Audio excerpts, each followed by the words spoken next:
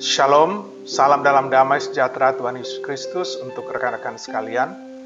Pada saat ini renungan saya beri judul Keluarga Tuhan. Firman Tuhan diambil dari Kolose 4 ayat 2 sampai dengan 18 yang berbunyi, bertekunlah dalam doa dan dalam pada itu berjaga-jagalah sambil mengucap syukur. Berdoa jugalah untuk kami supaya Allah membuka pintu untuk pemberitaan kami sehingga kami dapat berbicara tentang rahasia Kristus yang karenanya aku dipenjarakan. Dengan demikian aku dapat menyatakannya sebagaimana seharusnya.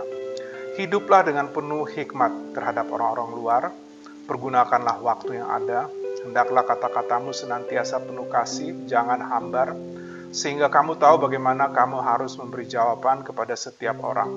Semua hal ihwalku akan diberitahukan kepada kamu oleh Tikhikus, saudara kita yang kekasih, hamba yang setia, dan kawan pelayan dalam Tuhan.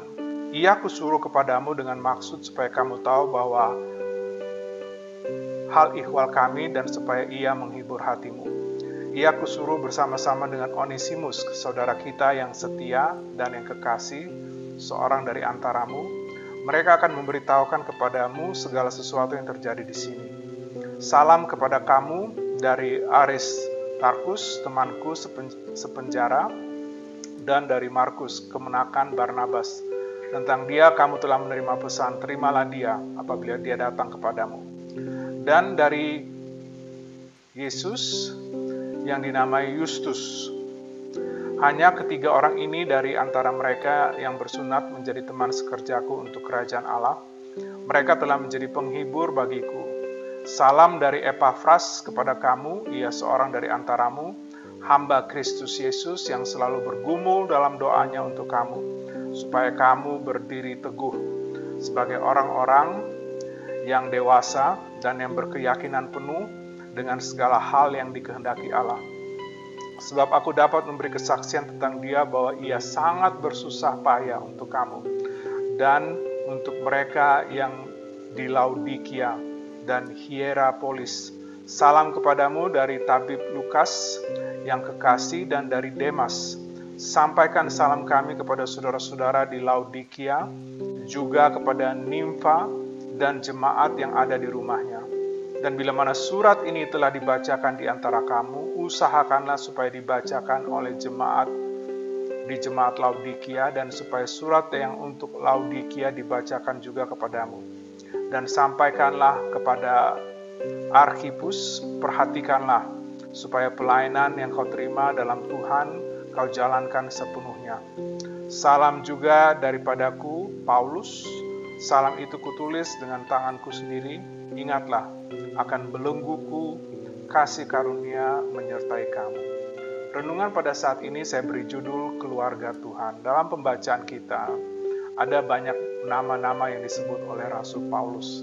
Rekan sepelayanan, rekan sependeritaan, kawan-kawan, rekan-rekan seiman.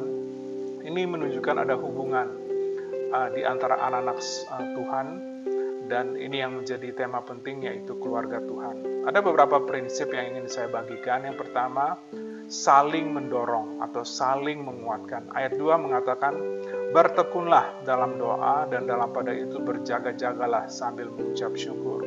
Kemudian, hiduplah dengan penuh hikmat terhadap orang-orang luar, pergunakanlah waktu yang ada. Kemudian ayat 6, hendaklah kata-katamu senantiasa penuh kasih, jangan hambar, sehingga kamu tahu bagaimana kamu harus memberi jawab kepada setiap orang. Kemudian yang kedua, tidak hanya saling mendorong, yang kedua saling mendoakan sebagai anggota keluarga Tuhan. Ayat 3 berkata, berdoa jugalah untuk kami, supaya Allah membuka pintu untuk pemberitaan kami, sehingga kami dapat berbicara tentang rahasia Kristus yang karenanya aku dipenjarakan. Ada dua hal dalam doa untuk keluarga Tuhan. Yang pertama, pintu dibuka untuk pemberitaan.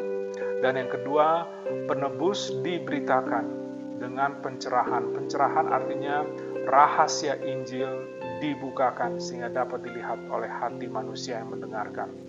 Kemudian yang ketiga, saling mendukung. Ada beberapa hal saling mendukung. Yang pertama, untuk menghibur. Ayat 7, semua hal ihwalku akan diberitahukan kepada kamu oleh Tikhikus, saudara kita yang kekasih, hamba yang setia dan kawan pelayan dalam Tuhan. Ia kusuruh kepadamu dengan maksud supaya kamu tahu hal ihwal kami dan supaya ia menghibur hatimu. Kemudian ayat 10, salam kepada kamu dari Aristarkus, temanku sepenjara, dan dari Markus, kemenakan Barnabas. Tentang dia, kamu telah menerima pesan, terimalah dia apabila ia datang kepadamu, dan dari Yesus yang dinamai Yustus. Hanya ketiga orang ini dari antara mereka yang bersunat, yang menjadi temanku sekerja untuk kerajaan Allah. Dengarkan, mereka itu telah menjadi penghibur bagiku.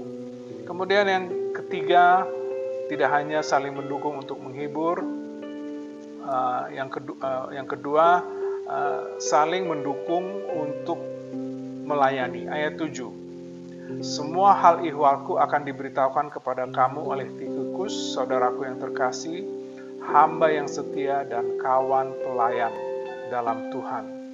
Kemudian bagian yang ketiga, saling mendukung untuk membela. Ayat 12 sampai dengan 13, salam dari Epafras kepada kamu.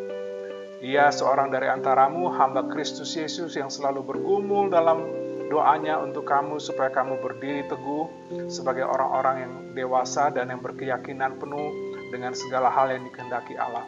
Sebab aku dapat memberi kesaksian tentang dia bahwa ia sangat bersusah payah untuk kamu dan untuk mereka yang di Laodikia dan Hierapolis.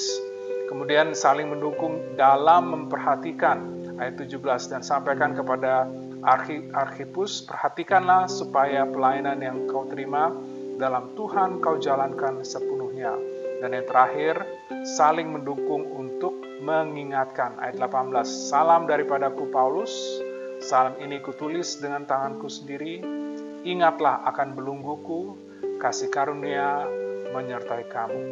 Kiranya renungan singkat dari firman Tuhan boleh menguatkan iman kita, dan kita boleh praktekkan prinsip-prinsip penting ini sebagai anggota keluarga Tuhan. Tuhan Yesus memberkati pemberitaan dan penerapan firman-Nya. Haleluya.